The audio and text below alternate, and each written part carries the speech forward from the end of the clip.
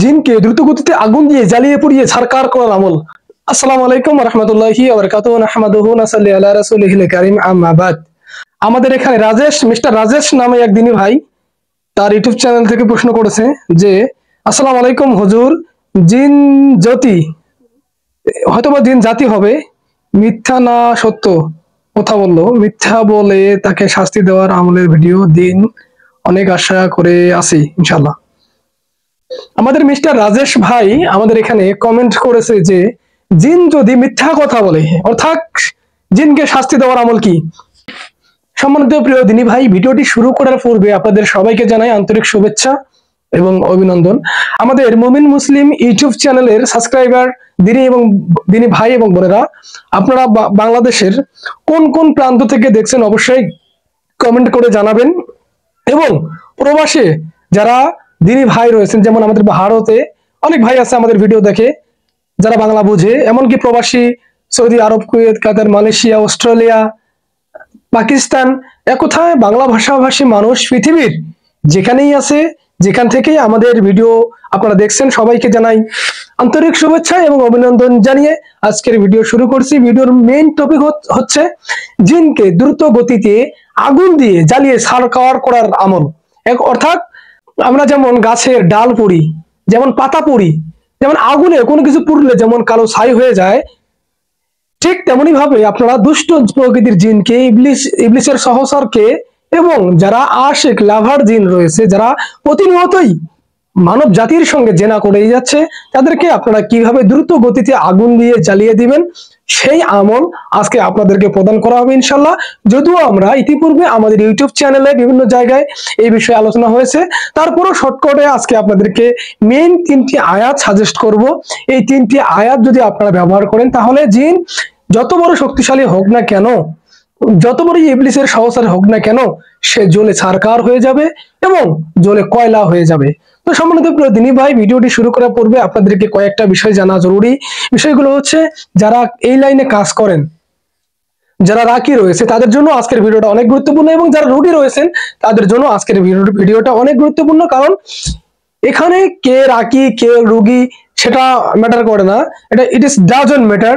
এখানে আপনারা তেলাওয়াত করবেন মহান রবের বাণী, সেই মহান রবের বাণী দিয়েই শয়তানকে প্রতিহত করবেন, শয়তানকে জ্বালিয়ে দিবেন। যদি আপনার নিয়ত ঠিক থাকে, যদি আপনার আকীদা ঠিক থাকে, যদি আপনি একজন মুমিন, একজন আল্লাহর বান্দা হয়ে থাকেন।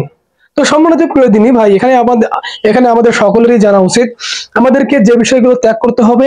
আমার প্রায় ভিডিওতেই আমি এই কথাগুলো বলে থাকি যে, আমাদের যে বিষয়গুলো ত্যাগ করলে আমরা হয়ে যাব এক একজন আল্লাহর ওলি। প্রথমত, আপনার মনের মধ্যে কোনো হিংসা থাকবে না। 2 নম্বর হচ্ছে, জবান দিয়ে যা বলবেন সত্য বলবেন, না হলে চুপ থাকবেন, মিথ্যা কথা কোনোদিনই ব্যবহার করবেন না, এবং অহেতুক কোনো কারণে, বিনা কারণে মুখ দিয়ে ফাহিশা কথা বের করবে না। নবী করিম সাল্লাল্লাহু আলাইহি ওয়াসাল্লাম বলেছেন, বাসার 2টি পথ সাধারণত। মুখ বন্ধ করো, প্রয়োজন ছাড়া ঘর থেকে বের হয়েও না। দেখেন, এটা কিন্তু আল্লাহ রাসূলের হাদিস। আল্লাহ রাসূল আমাদেরকে নির্দেশ দিয়েছে প্রয়োজন ছাড়া কোথাও না যেতে এবং মুখ বন্ধ রাখতে। আর মুখ দিয়ে যখন কোনো কথা বলবো, আমরা অবশ্যই ভালো কথা বলবো। সম্মানিত প্রিয় দিনী ভাই, এখানে আমরা 1 নম্বরে বলেছি আত্ম অহংকার, বড়ত্ব, বড়াই, এগুলো ত্যাগ করতে হবে। 2 নম্বর হচ্ছে মুখ বন্ধ রাখতে হবে, যা বলবেন ভালো কথা বলবেন। 3 নম্বর হচ্ছে, আপনার দ্বারা পৃথিবীর কোনো ব্যক্তি, কোনো প্রাণীকুল যেন কষ্ট না পায়, সেদিক দিয়ে খেয়াল রাখতে হবে। 4 নম্বর হচ্ছে, আপনার যে ক্ষমারা থাকতে হবে। ক্ষমা বলতে কি, কোনো ব্যক্তি যদি অন্যায় করে থাকে, বা আপনি যদি কারো উপর অনেক রাগ বা অনেক বিদ্বেষ নিয়ে থাকেন, তাহলে তাকে ক্ষমা করে দিবেন। যাই হোক, সম্মানিত প্রিয় দিনী ভাই, আরো রয়েছে নিজেকে পরিশুদ্ধ, আত্মশুদ্ধি, শিরক বেদাত বর্জন করতে হবে। আমাদের বাংলাদেশের প্রেক্ষাপটে একজন বড় মাপের স্কলারও জানে না বেদাত কি জিনিস, সে বেদাত করতেছে প্রতিনিয়ত। একটা বেদাতের কথা বলি, রাগ করিয়েন না ভাইয়েরা, রাগ করলে আপনারই ক্ষতি, মানলে আপনারই উপকার। আপনারা জানেন, আমরা প্রত্যেক ফরজ সালাত শেষে আল্লাহ রাসূল আমাদেরকে বলে দিয়েছে আয়াতুল কুরসি পাঠ করো। নবী করিম সাল্লাল্লাহু আলাইহি ওয়াসাল্লাম বলেছেন, যে ব্যক্তি প্রত্যেক ফরজ সালাত শেষে আয়াতুল কুরসি পাঠ করে, সে জান্নাতে চলে গেছে। যায়নি কি জন্য? মরে নাই সেজন্য। আল্লাহ রাসূলের হাদিস, কি মানবেন না? থাক, মানিয়েন না।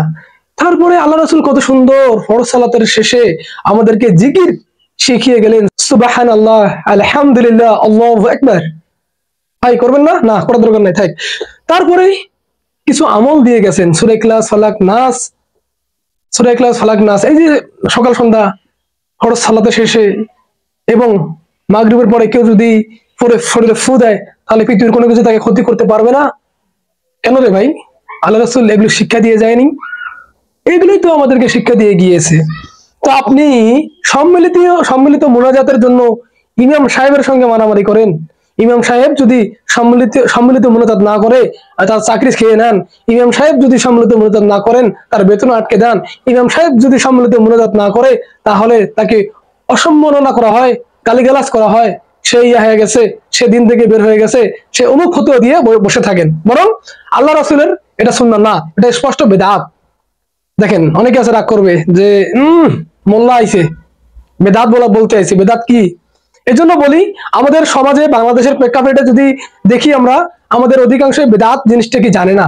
আর বেদাতকে এরা দুই ভাগে ভাগ করেছে, একটা তো বেদাতে হাসানা, বেদাতে সাইয়া বা বেদাতে সাইয়ে না।